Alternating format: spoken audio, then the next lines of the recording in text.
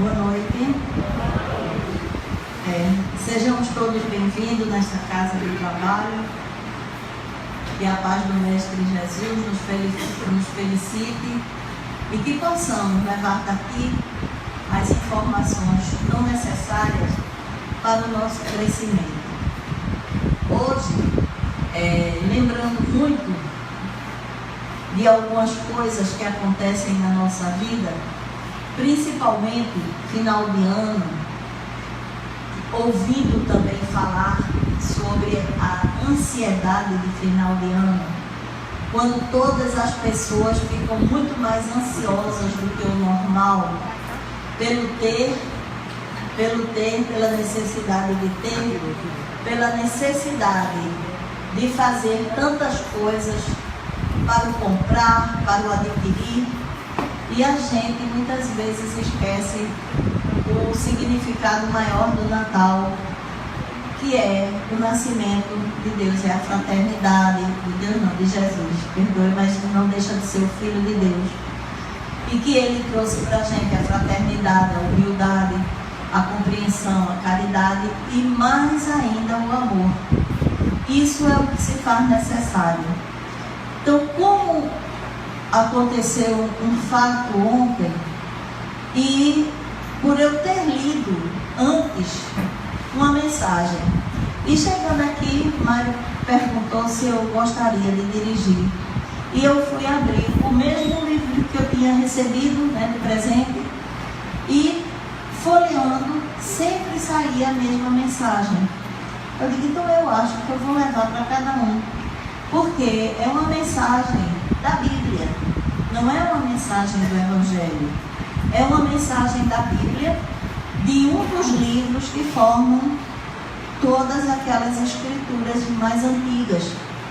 É o livro de Provérbios, Então eu achei assim, de uma forma muito bonita, e que coloca para a gente situações, às vezes até inevitáveis, situações que a gente se angustia tanto, situações onde a gente às vezes tem que decidir rapidamente, situações em que a gente se analisa, o que é que eu estou aprendendo, o que é que eu estou fazendo na casa espírita, como eu me portar diante daquele momento em que você tem que dizer e precisa fazer o que realmente você acha que está aprendendo. Porque muitas vezes a gente diz que aprendeu, na hora de praticar, aí já vem a nossa maior dificuldade, que a gente ainda está nesse momento de aprendizado. Então eu vou ler para vocês, porque Fábio hoje vai trazer um tema assim, muito, muito interessante para todos nós, principalmente nós espíritas, que temos a obrigação de termos voz, de nos posicionarmos diante de determinadas situações por conta das consequências que a gente pode vir. Mas vamos lá, aquilo que, ao texto que eu achei muito bonito e gostaria imensamente de dividir com vocês. De Provérbios 24, capítulo 24, versículo 10. Se te mostras fraco no dia da angústia, a tua força é pequena. A vida não é indolor. Ninguém consegue passar incólume por ela. Nossa estrada rumo à glória não é um caminho reto e atapetado, mas uma vereda estreita e cheia de perigos. Não vivemos numa estufa espiritual. Não estamos blindados. Caminhamos por desertos tórridos. Cruzamos vales escuros.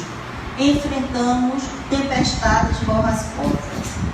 Não poucas vezes somos fuzilados por ventos contrários e sobre a nossa cabeça desabam torrentes de dor. É uma enfermidade implacável, é uma perseguição amarga, é um luto doloroso. A angústia vem para todos, pobres e ricos, doutores e analfabetos, jovens e velhos. O dia da angústia é inevitável, vem trazendo em suas asas o látego da dor. O que fazer neste dia? Ser derrotado pela angústia naufragar nesse mar encapelado, cerrar os punhos e insurgir-se contra Deus, perder a esperança e lançar-se no abismo sem fundo do suicídio? Não, 1000 vezes não. Aquele que no dia da angústia perdem as forças, a fé e a esperança revelam fraqueza. Mesmo que nossa estrutura seja pó, e mesmo que não consigamos ficar de pé, escorados no bordão da autoconfiança, podemos olhar para cima, para Deus, e saber que dele vem o nosso refúgio. Ele faz forte ao cansado, enxuga as lágrimas daqueles que choram, alivia a nossa dor e nos consola no dia da angústia. Então, gente, mesmo nos momentos das nossas maiores dificuldades, naqueles momentos em que temos que tomar decisões e que a gente ainda não se acha maduro para tal coisa, lembremos sempre que acima de nós temos um Deus que ama, um Deus que consola, um Deus que nos ajuda e que nunca estamos sozinhos. Tanto que temos o nosso grande irmão, companheiro de jornada, que nos serve como guia, Jesus, o Filho amado. E se aproximando do dia em que se comemora o nascimento dele, vamos pensar em todos os nascimentos das nossas decisões, o nascimento da nossa vontade de crescer, de melhorar, de evoluir, o nosso amadurecimento espiritual.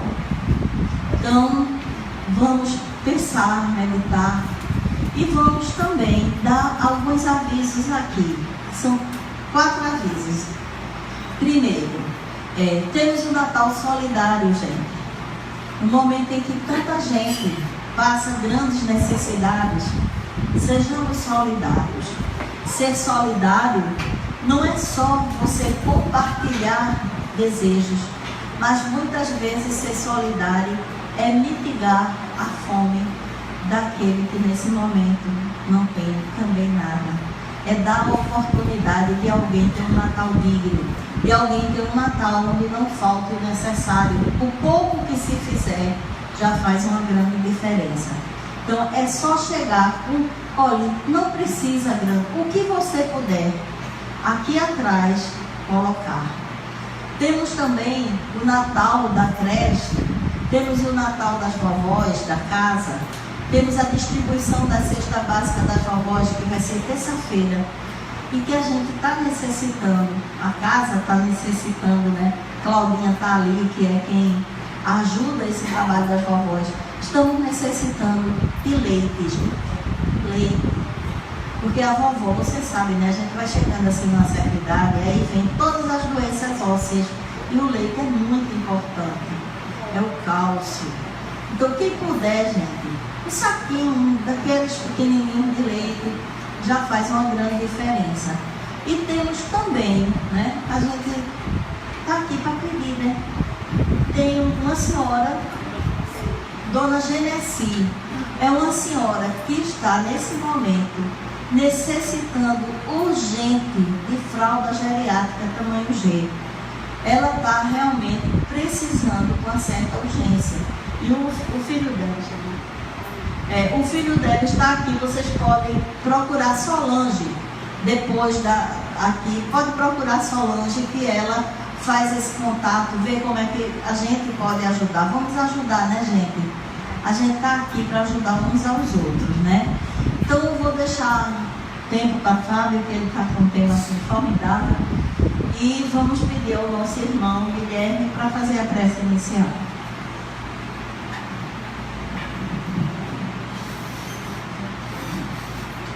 Amado Deus, de infinita bondade e misericórdia, te agradecemos pelas nossas vidas, te agradecemos por tudo que o Senhor nos tem dado. Amado Mestre Jesus, te pedimos a companhia permanente em nossos pensamentos, para que possamos absorver cada vez mais o ideal espírita. Antes disso, o ideal verdadeiramente cristão. não só nesse momento de Natal e de eternidade, mas em todos os nossos dias de nossas vidas.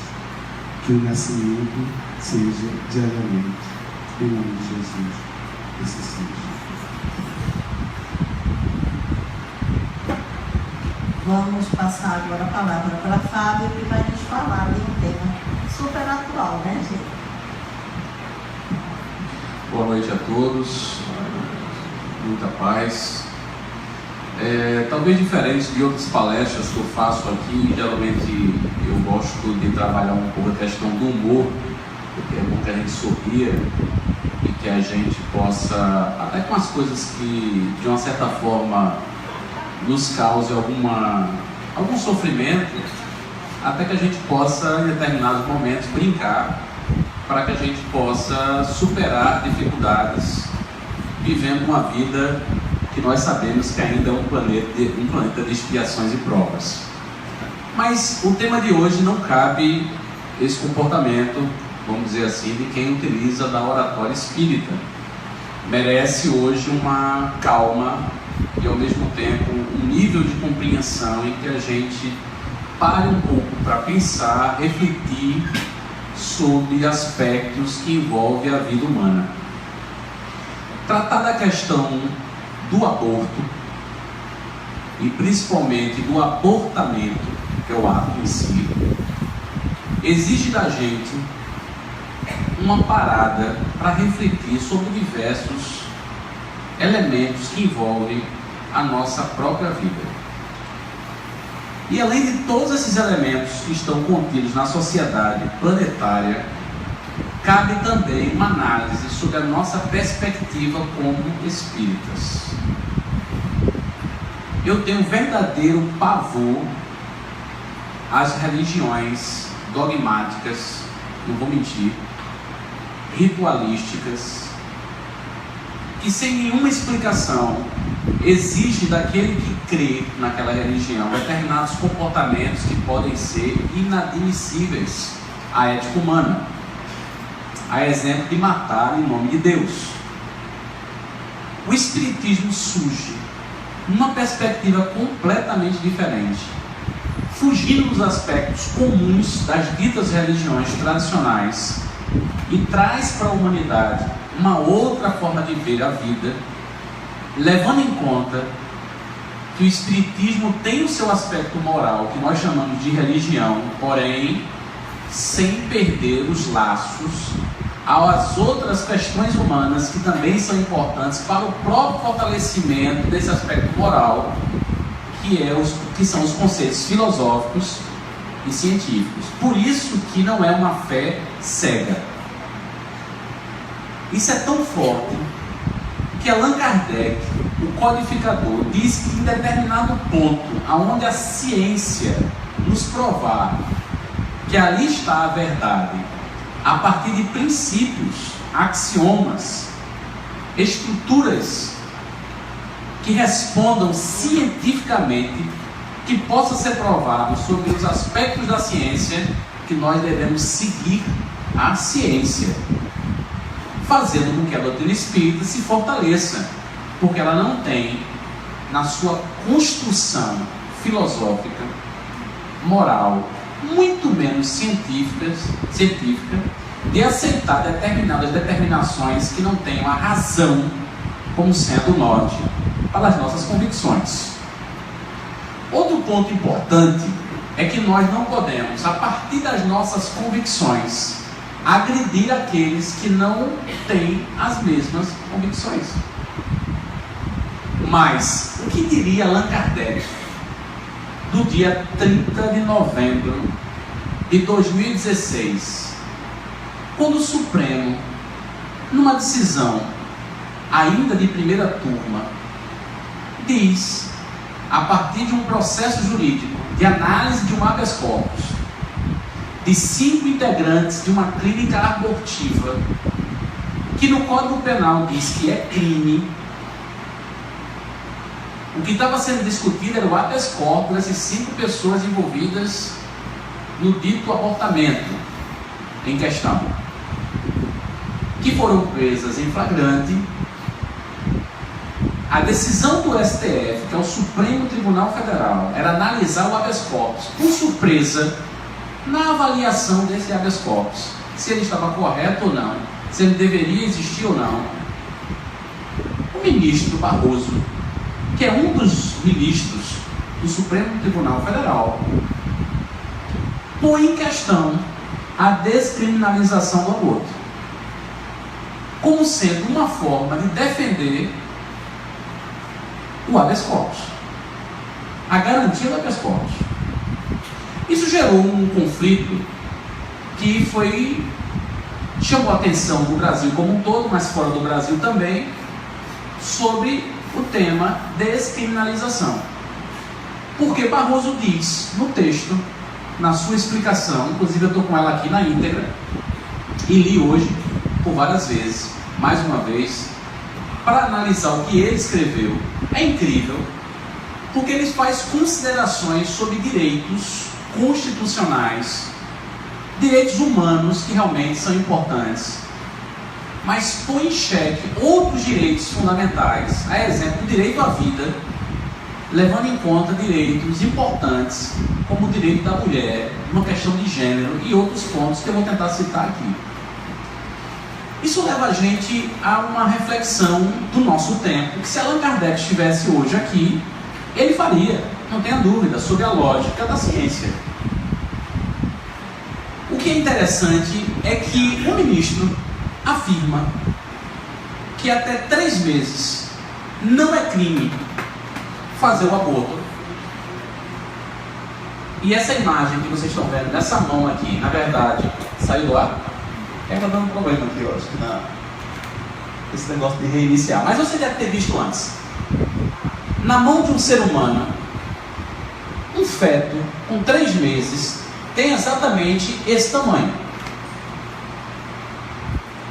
Mas o tamanho não é tudo.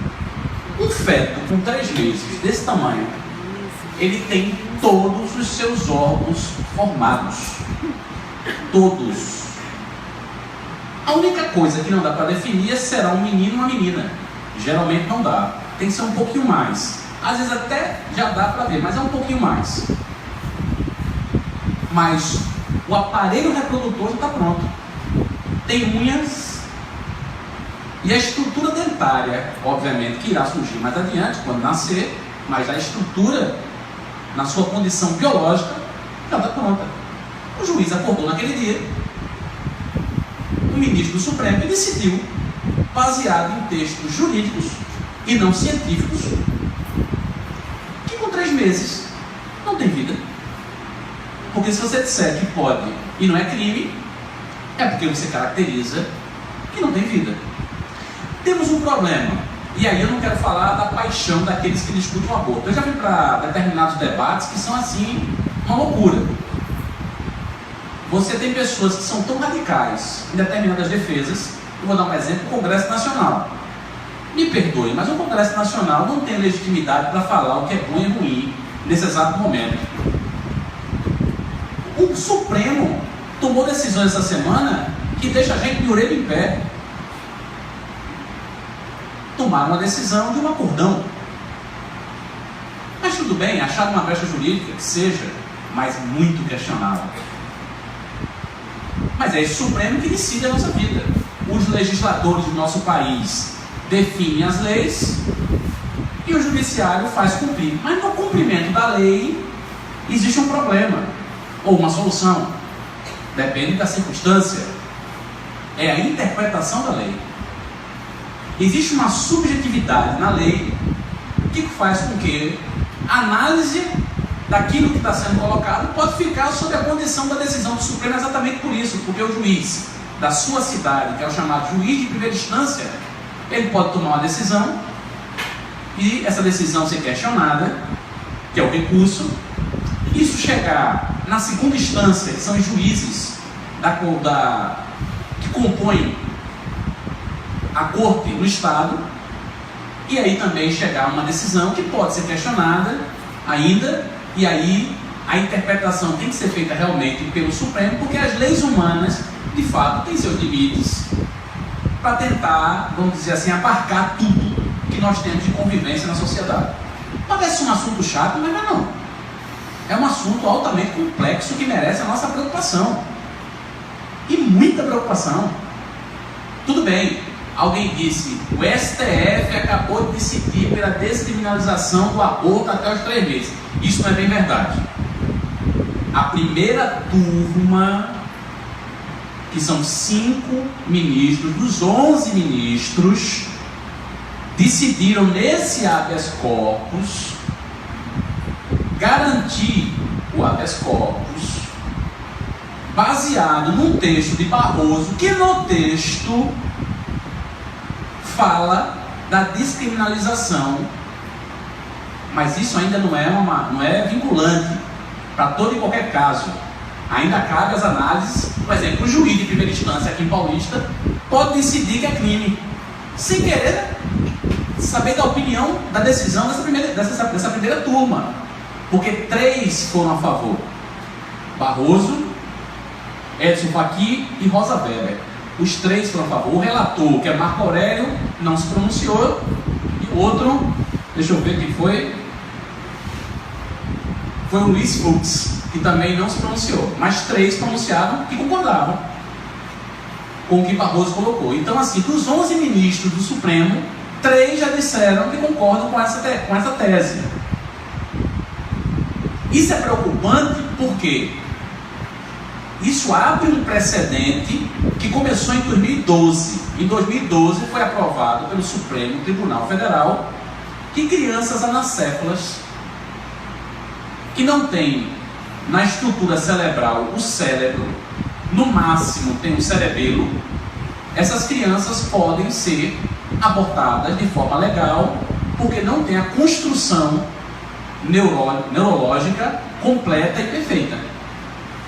Quando isso aconteceu em 2012, uma porta se abriu para uma discussão no Brasil que até então ela não tinha muita força, porque na nossa Constituição, logo no primeiro artigo, e nos demais, que tratam exatamente do direito à vida, a integridade do ser, caracteriza que qualquer circunstância em que prove a existência de vida não caberia nenhum tipo de atentado a ela, porque é crime. E aqui, gente, eu não estou colocando um exemplo. Sempre que eu vou falar sobre aborto, é preciso fazer uma separação. É preciso fazer uma separação bem firme. Tem pessoas que praticaram aborto motivadas pelo desconhecimento do que estavam fazendo. Eu conheço muita gente nessa situação. No passado muito recente, há 40 anos atrás, as mulheres, pela falta de informação, principalmente, obviamente, no Brasil, assim que imaginavam que estavam grávidas, por quê? Porque tinha uma certa interrupção da menstruação, não chegava no período certo, tomavam reguladores, tentavam fazer qualquer tipo de atitude abortiva, sem que soubessem que aquilo já era um ato de aborto. Mas não havia uma compreensão. Nós estamos vivendo um outro momento. Um exemplo, fica difícil para mim, e aí eu falo primeiro como biólogo, dizer o seguinte: quem é esse juiz? Quem é esse ministro do Supremo? Para dizer quando começa a vida. Qual é a lei no planeta que pode dizer quando a vida começa? Nenhuma, apesar que existe, mas está errada. Só existe alguém, ou melhor, só existe uma ciência que pode dizer quando a vida começa. E aqui eu não estou falando no campo religioso, e muito menos na concepção filosófica. Ele diz aqui, Barroso, ele acho que não estudou biologia. É evidente a falta de compreensão dele de embriologia, quando ele diz que todas as vezes que você vai tratar de aborto, ou você discute no campo religioso, ou você discute no campo filosófico. É mentira. Essa é uma falácia. E fica feio tratar dessa forma. A lei foi feita para ser modificada, é verdade. Na medida em que a sociedade avança, é necessário que a gente faça legislações cada vez mais adequadas ao nosso tempo. Porque as coisas vão mudando. E aí é preciso que a gente faça as devidas adequações a essa mudança. Só tem uma lei que não muda. É a lei de Deus, porque ela é imutável. É a lei que parte de um ser superior, que tudo sabe, tudo vê. está em tudo. Então, naturalmente, por ser o Criador e por ser Deus, Ele não pode falhar. Nós tentamos, na organização de nossa sociedade, criar leis que se aproximem daquilo que seria a lei divina, que é justa, boa. Agora, só tem uma ciência que avançou muito,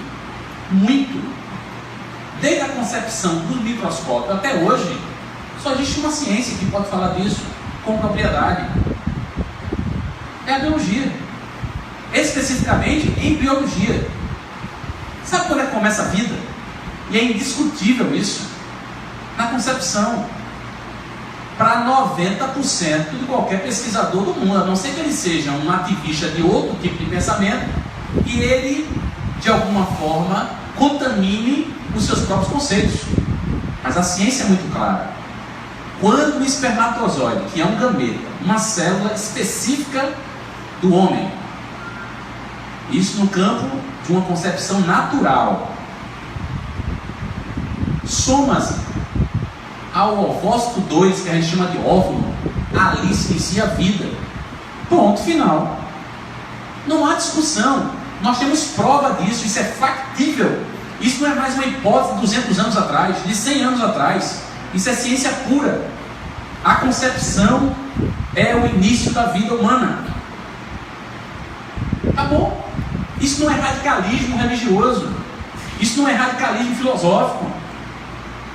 Isso não é de ativista louco, desesperado, agressor, porque tem gente que defende o aborto, mas quer matar quem aborta. É louco. Perdeu o controle, a razão foi perdida. Como é que eu quero esmagar alguém que de alguma forma, mesmo que consciente ou inconscientemente, agride alguém que ainda está no campo intrauterino? Muitas mulheres praticaram aborto porque foram induzidas a isso, foram constrangidas a isso. Eu defendo o direito da mulher, de igualdade de gênero.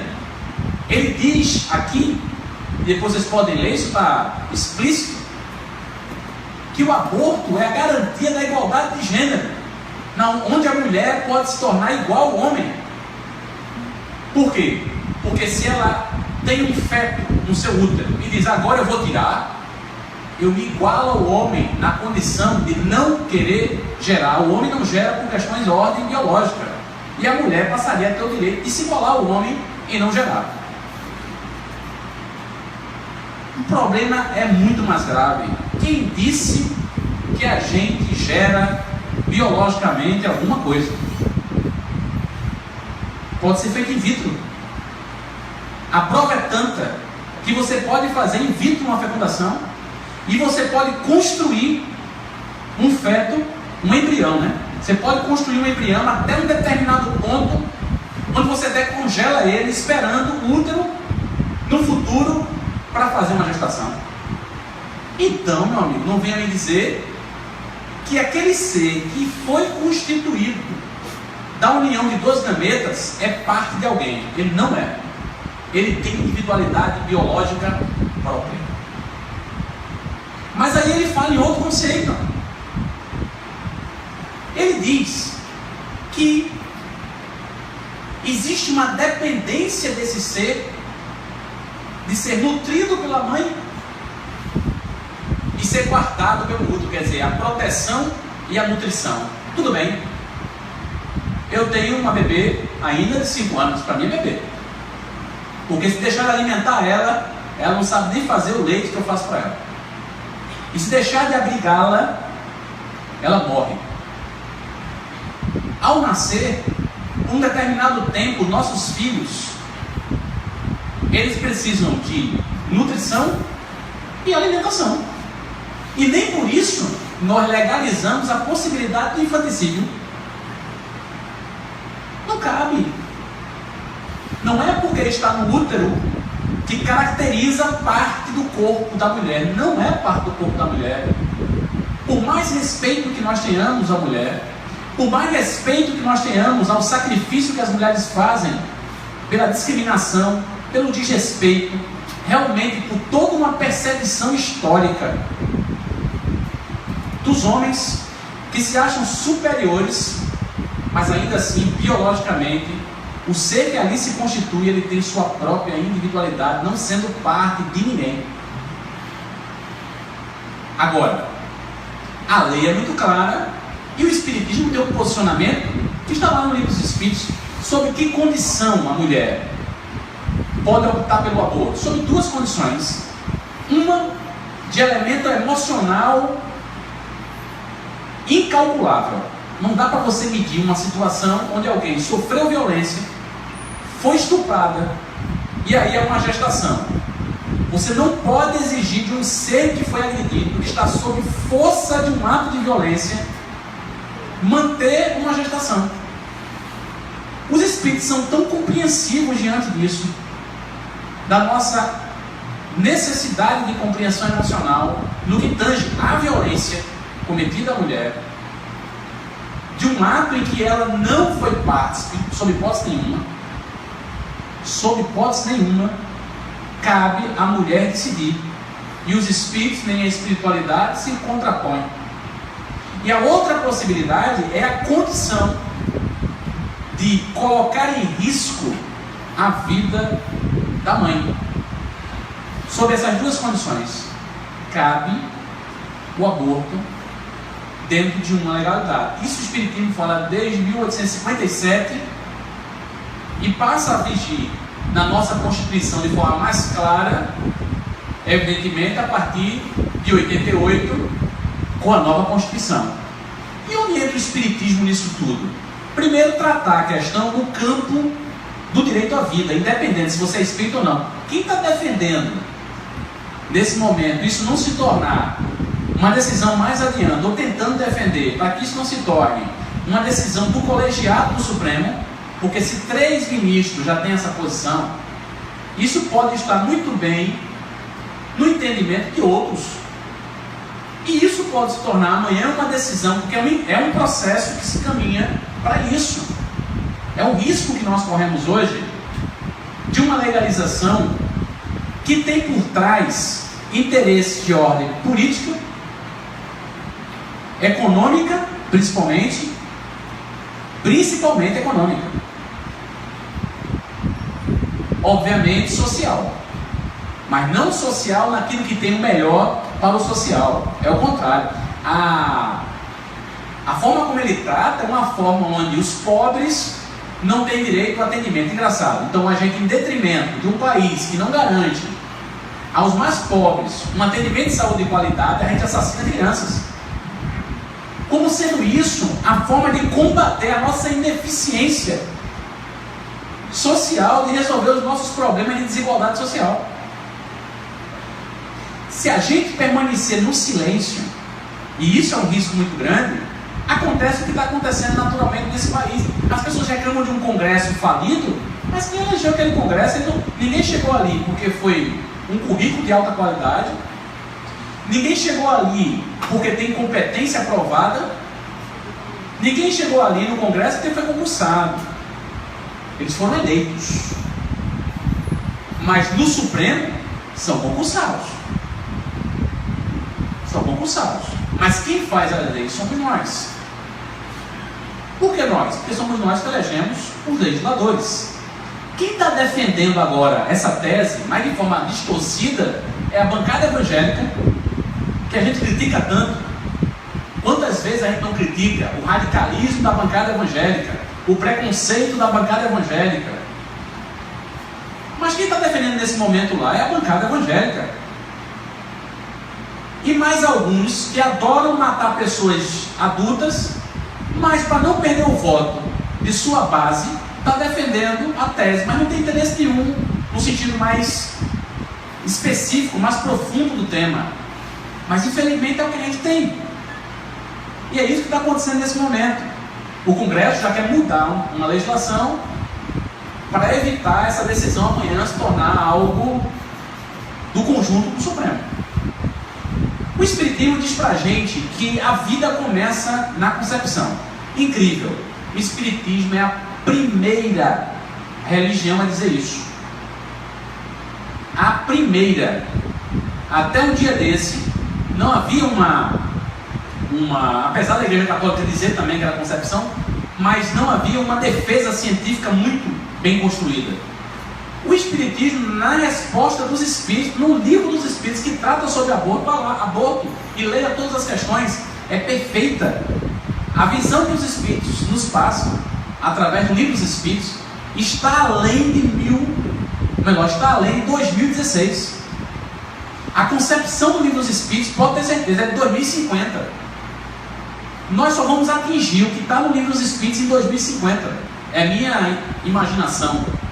Nós não vamos atingir agora, ou talvez em 2100. O livro dos Espíritos está além desse tempo que nós estamos vivendo. Então os espíritas precisam ter, primeiro, compreensão. Porque eu já vi muito espírita meio que titubeando com relação a essa questão. Se a vida começa na concepção, nós precisamos defendê-la aí. Agora, nós não vamos criminalizar, e aí eu risco. A criminalização realmente não resolve o problema. Eu tenho consciência também nisso. Porque é crime matar um adulto. E nós matamos todos os dias. Todos os dias pessoas são assassinadas. É crime matar animais. Mas todos os dias pessoas matam animais, mesmo sendo crime. É crime e corrupção. Ao camarada diz, lá na China, o cara põe um paredão e dá um tiro na cabeça do cara com um fuzil. Sim, mas de vez em quando tem que dar um tiro. Então, mesmo sabendo que leva um tiro na cabeça, o ser humano ainda carrega o comportamento. O comportamento de nossa sociedade ele é resultado não apenas de alguns integrantes da sociedade, é o conjunto da sociedade. É o conjunto da sociedade. Eu disse isso, eu peguei um táxi em Brasília e eu sempre conto isso. E o motorista do táxi assim para mim, eu conversando com ele, eu disse, como é que estão as coisas aqui em Brasília, um calor danado? Ele disse assim, tá horrível, esses políticos aí. Estava uma crise muito forte com o governo de Brasília, naquela época. Aí ele disse, aquele Congresso Nacional devia cair uma bomba atômica ali e matar todos eles. Eles são 513. Ele disse, pronto, matava os 513. Tinha que ser feita a morte de Moisés. Porque Moisés, quando disse que o primogênito dos egípcios iriam morrer, só morreu o primeiro filho da família egípcia. Deus foi bem específico, entrou na casa e disse, só morre o primeiro. Pá! E é engraçado que Deus ainda mandou a tropa de Moisés pintar com sangue de carneiro a casa de quem? Do povo de Moisés, para Deus não errar. Esse Deus era meio apestalhado, porque assim, ele não sabia, era um Deus sem onisciência. Lógico que nessa história alguma coisa está errada. Isso foi um atentado, né? Deus não mataria o filho de ninguém, mesmo dos egípcios, porque primeiro era filho de Deus. E segundo, esse Deus era meio míope, feito eu, porque ele tinha que saber qual era a casa certa para matar. Então, a mesma coisa, no Congresso tem que matar os 513 deputados, sem matar, a bomba atômica não podia matar mais ninguém, porque ele não tem culpa de nada, ia morrer de graça, mas tudo bem, matava só os 513. Eu disse para ele, não tem problema, com menos de uma semana, 15 dias, mais 513 sentariam lá. E se mais 513 fossem assassinados, mais 513 sentariam. E se faltasse suplente, tinha novas eleições. E aí botaria mais 513 iguais. O problema não está só nos 513 que estão lá, é como eles chegam. Aí eu disse para ele, me diga uma coisa, o senhor é taxista há quantos anos? Ele disse, há 20 anos. Eu disse, me diga uma coisa, quantas pessoas o senhor já carregou aqui do seu lado? Ele disse, não dá para contar não. Quantas corridas o senhor fez? Ele disse, você já teve vários carros. Esse é o mais novo, óbvio. Muita gente andou aqui, foram muitas corridas. E quantas pessoas lhe pediram um recibo de valor maior do que a corrida? Que é uma prática brasileira. Não sei se tem isso em outro mundo, em outro país, deve ter também, que é o camarada, olha, deu 50 conto de táxi, bota 80. Quando eu prestar conta na empresa, eu pego 30 para mim. Ou então vai de ônibus e pega o recibo de um taxista e compra o recibo. Eu perguntei para ele, quantas pessoas pediram um recibo de valor maior e o senhor deu o recibo de valor maior? Aí ele disse, não dá nem para contar. Eu disse, eu acho que essa bomba tem que matar também os taxistas. Então, o que nós estamos vendo hoje é um Congresso que não legisla, Porque esse tema do aborto, tem um bocado de gente lá, eu não entendo a cabeça, tem hora que não entra na minha cabeça, tem um bocado de gente lá que é legislador. Na verdade, dizem aí que dos 513, 60 trabalham, o restante faz graça, 60 tem capacidade de pensar, dos 60 que pensam, não sei quantos pensam bem. Porque o cara que inventou a bomba atômica, ele é super inteligente, ou não é? Você fazer o átomo quebrar e liberar energia é um negócio assim, é a física, né? Não é qualquer cabeça humana, é um homem muito inteligente. Mas quando o cara pensa nisso como uma arma de exterminação de massas, a inteligência dele é grande, mas não tem sabedoria. Ele está pouco se lixando para a vida. Ele está querendo criar algo que é poderoso, destrutivo, mas não é construtivo.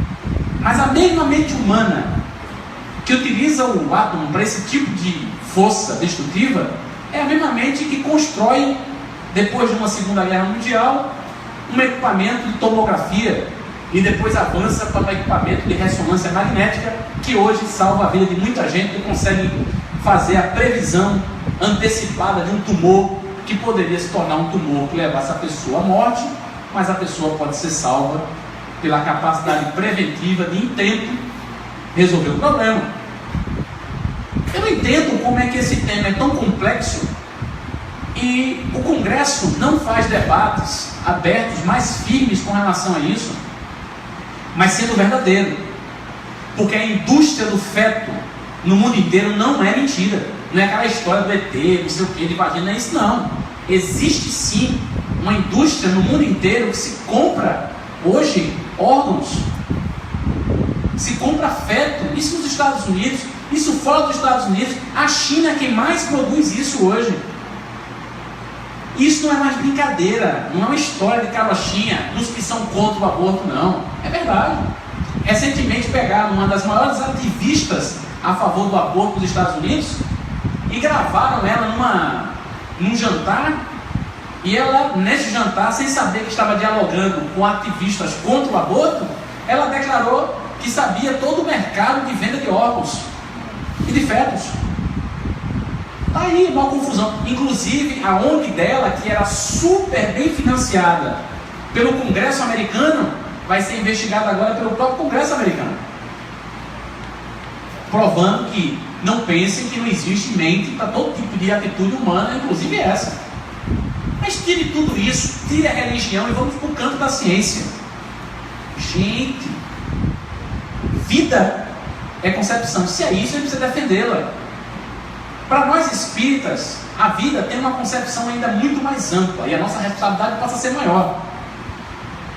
Enquanto as pessoas defendem a vida, e está lá esses congressistas, uns loucos, que tem uns que não votariam deles sob hipótese nenhuma, mas estou pelo menos aqui torcendo que eles consigam, mesmo de forma torta, não permitir esse tipo de avanço, que eu digo, dessa ideia. Mas pelo menos nós precisamos, quanto sociedade, fazer as devidas reflexões e não estar, como a gente diz, engolido pelo ouvido algo sem que a gente faça as nossas próprias considerações.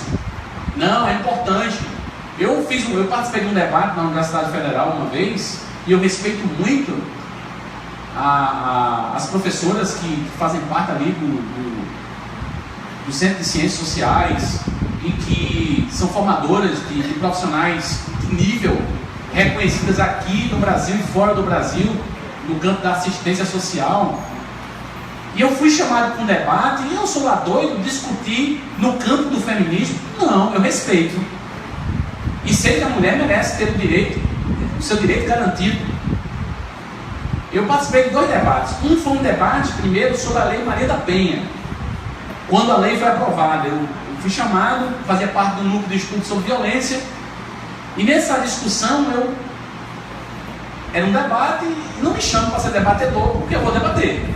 Porque tem um debate meio estranho, você chama a pessoa para debater, para concordar, ou então é só para repetir o que o outro já disse. Não.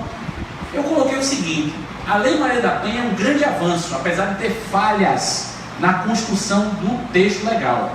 Mas eu prefiro essas falhas do que a ausência de uma lei que proteja a mulher vítima da violência. Mas não quer dizer que a lei não precise de aperfeiçoamento. Vou dar um exemplo. Se a mulher mentir sobre a condição de uma agressão, há vários casos. O homem pode ser preso em flagrante e daí provar que foi uma mentira leva um tempo.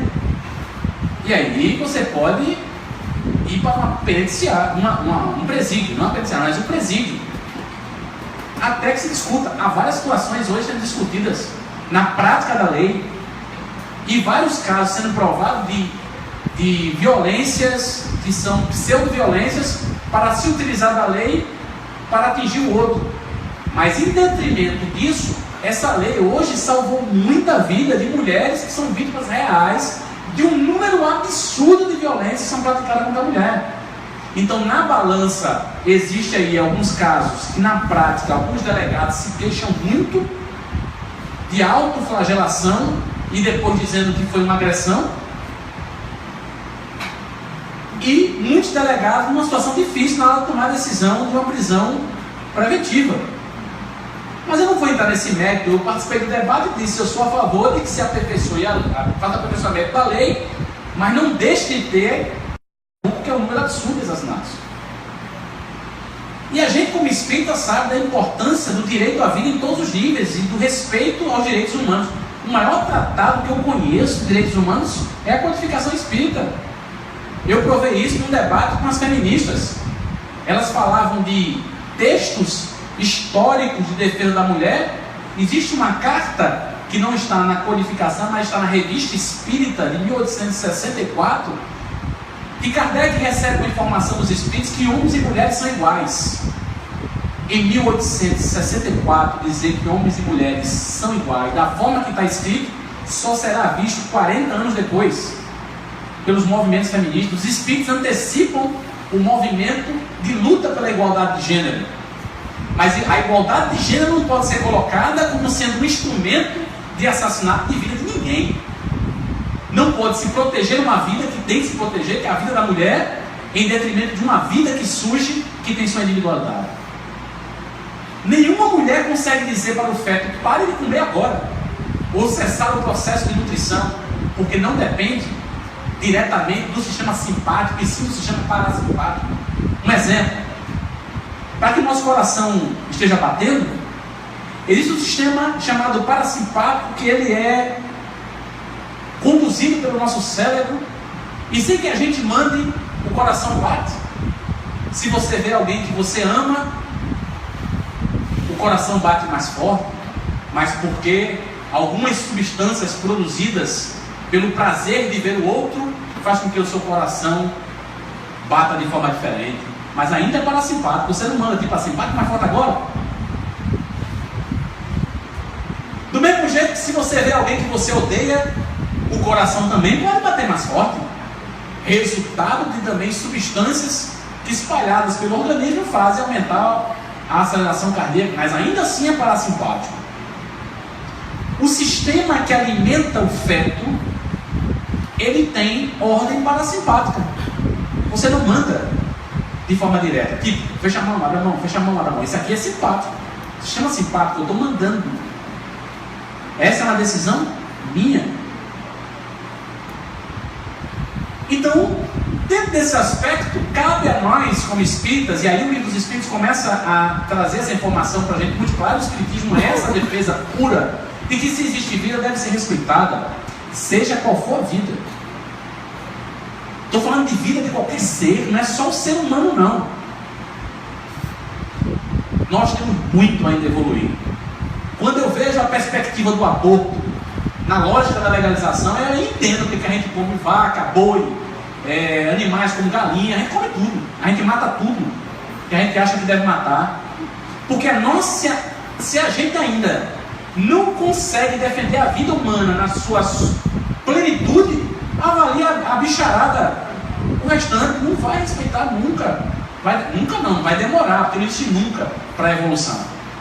A nossa discussão para que um jurista, ele tem que se basear na ciência. Eu respeito que ele se baseou nos direitos fundamentais, mas por serem muito subjetivos, é preciso que, para tratar quando começa a vida, teria que ser a ciência, porque ela é muito clara. Joana de Ângeles em 2012, através de, descarregou, não vou poder ler agora, mas depois a gente põe à disposição o texto no Face do Grupo Espírita Seara de Deus. Então, quem não tiver Face, pega aí com a família, dá uma olhada lá, Grupo Espírita Seara de Deus. Aí tem o Facebook, que é por onde está sendo transmitido agora essa palestra. Aí essa semana põe o texto de Joana de Ângeles falando sobre a descriminalização dos anencéfalos em 2012. E ela alerta o que vai acontecer em 2016 sem dizer data. Mas ela diz que é uma porta que se abre para uma tentativa de uma legalização do aborto com interesses que estão muito além dos que serão citados como sendo aquilo que garante essa legalização. Que hoje, no nosso tempo, está sendo essa decisão dessa primeira turma do STF. Outra coisa que Barroso coloca nesse texto, ele diz o seguinte, que se baseia na legislação de outros países. Sim. Mas só porque outros países legalizam o aborto, é isso que caracteriza nós venhamos a legalizar? Só isso? Não são países mais avançados. Depende da perspectiva que você caracteriza como avanço. Porque, na verdade, existe toda uma teoria materialista que garante essa, vamos dizer assim, jurisprudência internacional. E não simplesmente a garantia do direito. É a garantia do direito sob uma lógica materialista. Se você tiver o aspecto que a vida realmente fosse uma só, que nós não somos espíritos, que nós não vamos reencarnar, que na verdade nós não somos espíritos, porque nem todo mundo acredita na reencarnação. Se você partir do pressuposto da lógica materialista, aí realmente, talvez para alguns, a concepção não tenha muita finalidade. Aí entrando no campo mais moral. A nossa concepção, ela é uma concepção científica, mas temos que lembrar que é uma concepção espiritualista, que é outra questão importante agora para nós espíritas. Existia um deputado federal em Brasília, até 2012, ele foi deputado federal, que era Luiz Bassuma. Luiz Bassuma é do estado da Bahia e foi eleito deputado federal. Luiz Bassuma foi aquele espírita que foi até Divaldo perguntar a Divaldo se devia entrar na política. E Divaldo disse para ele: olha, meu filho, eu não vejo problema nenhum de um espírita estar na política, mas eu não tenho ainda uma opinião espírita sobre essa questão. Eu não vejo nenhum problema a partir do que eu sei, porque eu acho que as atividades humanas têm que ser preenchidas por seres humanos aqui no planeta Terra, e a atividade pública é uma delas. Não é uma atividade fácil, como não é uma atividade fácil assumir outras tarefas. Eu tive com o Mário Jorge, a pedido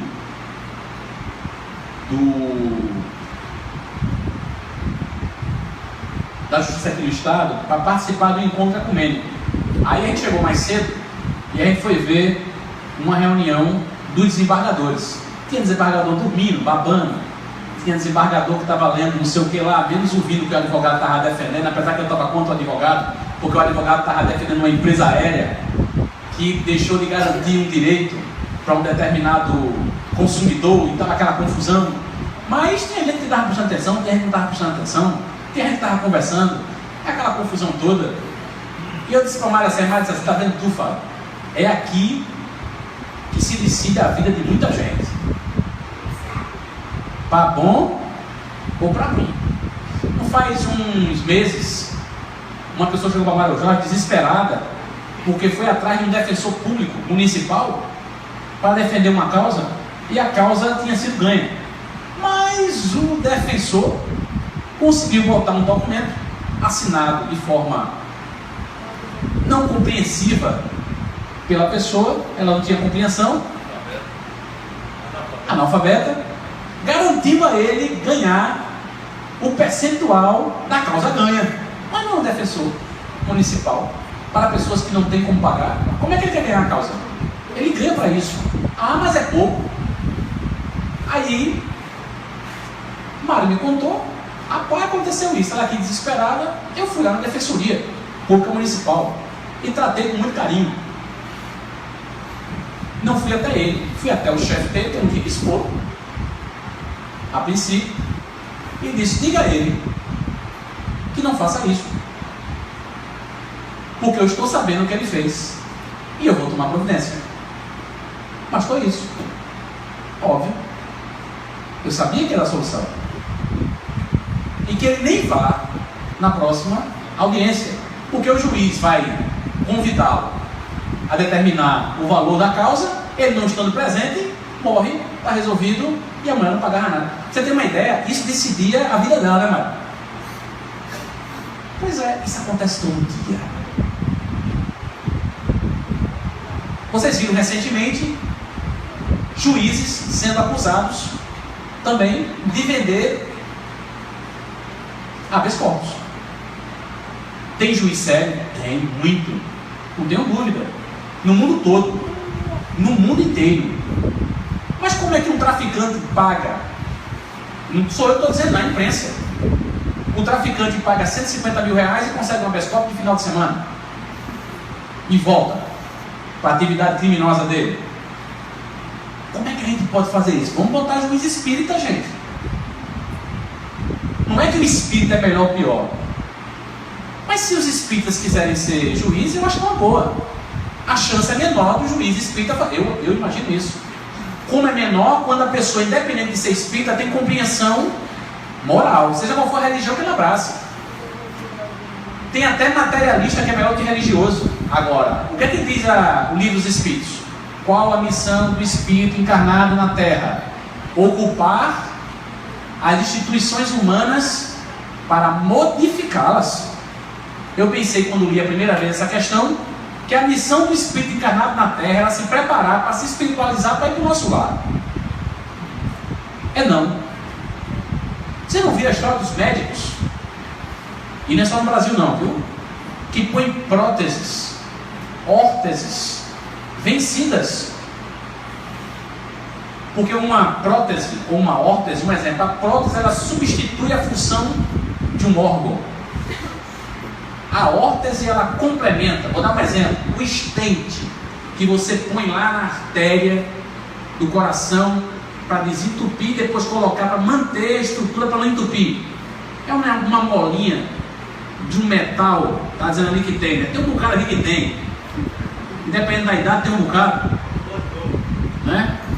Então o estente está lá, salvando a vida das pessoas, beleza. Aí aquilo tem um tempo. O distribuidor dessa órtese diz para o médico: olha, tem um bocado vencido. Aí o vencido, eu te vendo por 30% do valor. O médico compra, diz para o plano de saúde que está colocando um que não está vencido e põe lá no pobre coitado. Meu amigo, isso é o quê? Ah, isso não existe não. Existe. Quer ver pior? É botar uma órtese vencida numa artéria de uma pessoa que nem precisa. Aí a gente foi para o extremo do extremo. O extremo do extremo. Ah, é porque o mundo hoje está pior. Não vem com essa não. O mundo não está pior.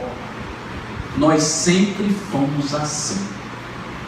E precisamos mudar. Agora, é todo mundo assim? Não. Não devemos generalizar, mas nós precisamos ocupar. Enquanto os bons se intimidam, os maus caminham. Esse congresso, seja de esquerda, de direita, de centro, de cima, de baixo, todo mundo concorda que é o mais da história recente, é um dos piores. Porque os conceitos que estão na cabeça daquelas pessoas são retrógrados e nos governam. A espiritualidade, e aí Luiz Bassuma estava falando sobre ele, deputado eleito pelo estado da Bahia, que defendeu, inclusive, na primeira fala dele, que era espírita, foi uma confusão. E que, inclusive, foi super polêmico ele, porque houve uma comunicação do doutor Bezerra de Menezes. Eu mesmo fiquei de orelha em pé, eu disse, até Bezerra de Menezes está vindo aí para falar no Congresso. Esquece isso. O mais importante é o seguinte: a autorização do aborto, da forma que naquela época queriam fazer, não se venceu no Congresso por causa de um voto. A votação, vamos dizer assim, os que são contra o aborto naquele momento, em 2010, ele foi até 2012 deputado. Em 2010, o aborto não foi previamente legalizado, porque esse deputado sozinho, nos 513, fez um movimento dentro do Congresso muito mais eficiente do que as bancadas evangélicas, ou a bancada evangélica, a bancada ruralista. Eu sou todo arrepiado com eles também, mas como eles dizem que defende a vida, mas defende até nascer, depois que nasce a defesa acaba. Mas independente disso, esse pessoal estava agrupado, mas ao mesmo tempo estava sofrendo uma influência muito forte dos financiadores do aborto no mundo, que vieram para o Brasil com uma intenção forte de começar um processo de descriminalização e permissão. O que aconteceu? Luiz Bassuma, e ele contou isso inclusive num congresso espírita naquela época, e foi uma verdade, convocou várias mentes espíritas no Brasil para fazer um trabalho de gabinete em gabinete. Ele conseguiu, quando o deputado estava com medo de tomar decisão, disse falta a sessão, aí menos um voto. Quando tinha aqueles que estavam mais fervorosos em dizer não, ele fez um trabalho tão organizado, e naquele dia de votação, a PL foi colocada à votação, que começaria um processo de abertura, foi vencida por um voto. Um único voto. Que não foi o dele, obviamente, mas pelo movimento que ele fez. Um homem sozinho. E a gente disse que mandurinha não faz verão. Faz. Obviamente, aquela história do... Eu também não gosto daquela história do... que deu um incêndio na floresta. E aí o beija-flor foi lá e deu um incêndio. Estava toda a bicharada correndo. E os bichos corriam para um lado, corriam para o outro, e o coitado do beija-flor levando água, olha, o bico do beija-flor, e levava água, a gota caía lá, e ele apagando o incêndio com aquela gotinha, daqui a pouco o beija-flor não voltou mais. Morreu. Aí alguém diz assim, mas ele está fazendo a parte dele, está fazendo muito mal feito. Muito mal feito. Porque às vezes a gente acha que a parte que a gente está fazendo é orar. Meu amigo, é muito bom orar. É importantíssimo orar, não tenha dúvida. Muito do que não acontece no mundo é porque muita gente ora para que as coisas não aconteçam. Agora, a oração, ela está dizendo, meu amigo, tem que ter alguém fazendo a ação. E esse alguém deveria ser todos nós, independente de crença religiosa, partidos políticos. Gente, a gente está falando do direito à vida. E eu não estou falando que isso deveria ser feito só com relação ao aborto, não. Há outros temas que são tão importantes quanto. Agora, não dá para a gente vivenciar uma situação como essa, como tantas outras, que você vê ameaça direta a um processo que envolve a vida humana e ficar calado. Tem que ter consciência. Kardec jamais ficaria calado, deixaria de se pronunciar, deixaria de agir. Então é preciso, para começar, que a gente sabe muito bem como chegar aos deputados. Hoje a gente tem internet, tem lá, você entra, Congresso Nacional, a lista dos 513 para Bangu. Você vai, pega o e-mail de todos eles. E por que a gente não manda e-mail para eles? Se todo o movimento espírita do Brasil fizer isso, é um impacto. Porque os evangélicos conseguem fazer, mas tem deficiência. Eles conseguem fazer com as lideranças, mas não conseguem fazer com toda a tropa deles. Não conseguem. Nós temos um hábito muito mais de reclamar do que de agir e de opinar. É preciso que a gente dê a nossa opinião. Obviamente, a gente precisa entender. Não adianta querer defender algo sem compreender. Eu fui chamado para um debate, para finalizar, sobre pessoas contra o aborto. Foi a pior reunião que eu já fui. Era um bocado de louco. Louco não vai resolver. Loucura também não resolve. Era um bocado de gente louca, com os dentes para fora. Quando fazia uma palestra contra o aborto, ela mostrava criança despedaçada, criança queimada por ácido, criança queimada por solução salina, criança que foi tirada em pedaços no processo. Minha gente, e com uma crítica muito forte à pessoa que pratica o aborto. Gente, a maioria das pessoas no nosso país que praticam aborto são vítimas de uma sociedade excludente. são vítimas de uma sociedade machista, é verdade. Só não pode isso dizer que garante que deva matar uma criança, um feto, um embrião, mas que são vítimas, são. Então, se a gente não tiver o respeito por essas pessoas, o cuidado por essas pessoas, também a gente está faltando com a caridade. Eu não estou aqui criminalizando pessoas. Eu estou falando de um problema que é muito maior do que a individualidade humana, muito maior do que a individualidade do cidadão nesse país. Ela é a responsabilidade de todos nós. Quando uma criança é abortada nesse país, pode ter certeza, todos nós somos parte disso, que queiramos ou não. Porque a gente tem como responsabilidade com o coletivo. A gente não tem responsabilidade só pela atitude individualizada, não. Coletivo também. Ou você acha que a situação atual do Brasil também não é resultado de um karma coletivo? É resultado também de um karma coletivo. Nosso país é um país jovem, de pessoas que vieram de diversas nações que constituem o Brasil. Isso não pode ser desculpa para que a gente não cumpra a nossa tarefa, seja conforme a nossa percepção e crença política. Não dá para a gente admitir o roubo, não dá para a gente admitir a corrupção, seja de onde vier. Não dá para a gente admitir o desrespeito ao ser humano. Agora, infelizmente, essas são práticas que muita gente admite cegamente. Não pode. Então, o que aconteceu no dia 30 de novembro merece uma análise de todos nós que somos espíritas. Nós não podemos ficar quietos e silenciosos. Né?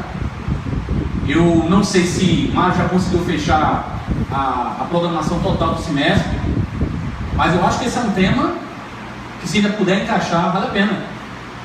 E não só um tema para a gente discutir no semestre, mas para a gente fazer uma moção partindo de 2.400 pessoas, que pode começar agora, mas uma moção a partir de uma análise científica, filosófica e moral, um documento que não é simplesmente sou contra, mas um documento que demonstre a nossa preocupação com a vida de quem está para nascer, mas também um documento que respeite o descaso que nós temos na sociedade, o desrespeito que se impõe à figura feminina, o desrespeito que se impõe a pessoas que não têm o mínimo direito a nada, porque muito do que acontece nesse país, que é resultado dessa fome política, porque isso é uma inanição política, é resultado do descaso que nós temos com a sociedade, que leva a diversos crimes, inclusive o aborto, ou o abortamento, porque o crime, na verdade, é o ato em si. Então, que Deus nos ilumine para que a gente tenha essa compreensão. A doutrina espírita nos diz que a gente precisa ter respeito aos que cometem o erro, mas que precisamos ter também a firmeza na defesa da vida, porque nós vamos retornar. Então, aquela história do anencéfalo garantir o aborto, imaginemos uma criança que nasce saudável e amanhã desenvolve uma doença neurodegenerativa, e essa criança nos seus primeiros anos de vida deixa de ser uma criança aparentemente saudável para os padrões do desejo da saúde humana na sociedade que vivemos, e seja uma criança que se torna um ser vegetativo, aparentemente vegetativo, por uma destruição do seu sistema neurológico. Essa criança mereceria ser assassinada? Então, mesmo o anencéfalo merece nascer, porque se ele está constituído na sua estrutura, e nós sabemos, e Joana de Ângeles diz, os anencéfalos são suicidas comprometidos com a vida passada. As mães, os pais e todos os responsáveis da família são aqueles que de alguma sorte ajudaram e influenciaram no suicídio. Tem que receber no nascimento, pela importância da restauração perispiritual desse ser, que ao nascer começa um processo de restauração física, perispiritual, de consequências benéficas para as próximas reencarnações, com uma terapia fantástica de reconstituição desse sistema destruído. E nós muitas vezes, por não compreender isso, ainda abortamos no processo que poderia se finalizar. Se essa criança vai ter 1 minuto de vida reencarnatória, 2 minutos, 1 dia, 1 semana ou até meses e anos, como há casos de anencefalos que superaram a teoria de muitos da medicina que diz que todos morrerão ao nascer. Nós poderíamos estar dando a oportunidade da reestruturação desses seres, como são as outras patologias que nós carregamos e precisamos a cada reencarnação conviver com elas como resultado das nossas próprias atitudes para a nossa restauração espiritual, física e perispiritual. Muita paz para todos. É um tema que precisa ser desdobrado. Não temos nada contra a pessoa que comete qualquer atitude, mesmo que ela seja ainda vista como um crime, mas não podemos deixar de defender a vida em toda a sua plenitude, porque ela é a expressão de Deus nas nossas vidas. A vida é o presente que Deus nos garante a todos aqueles que são criaturas que foram criadas para serem felizes, e seremos um dia felizes, sem agredir ninguém, sem eliminar ninguém, sem prejudicar ninguém. Muita paz.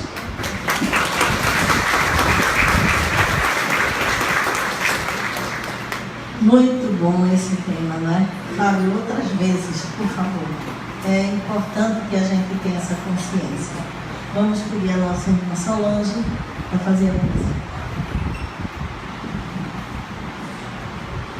Amados irmãos, a noite hoje foi especial, uma noite de grande ensinamento. A lição foi maravilhosa, o tema muito atual. Precisamos refletir muito, sair daqui com todos esses ensinamentos e, se possível, passar às pessoas de nossas casas, os amigos, por onde passarmos, que aprendam a refletir também sobre os assuntos do dia a dia. Que a tua paz, Jesus, possa estar conosco em todos os momentos. Agradeço também a espiritualidade amiga desta casa, que tem nos assistido, com certeza aqui presente, iluminando o nosso irmão Fábio, para que possa colocar com tanta propriedade esta lição de hoje. Que a tua paz esteja conosco, que Deus nos abençoe, que possamos regressar aos nossos lares cheios de luz, de paz, de amor, e que Jesus esteja sempre conosco, hoje e sempre, e assim seja. Antes de darmos por encerrado, quem puder ajudar aqui nas fraldas da nossa irmã que está precisando, é porque é urgente, tá, gente? Em nome de Deus, em nome de Jesus, em nome da espiritualidade amiga, dando-nos por encerrada mais um trabalho da noite hoje. Um feliz retorno aos lares.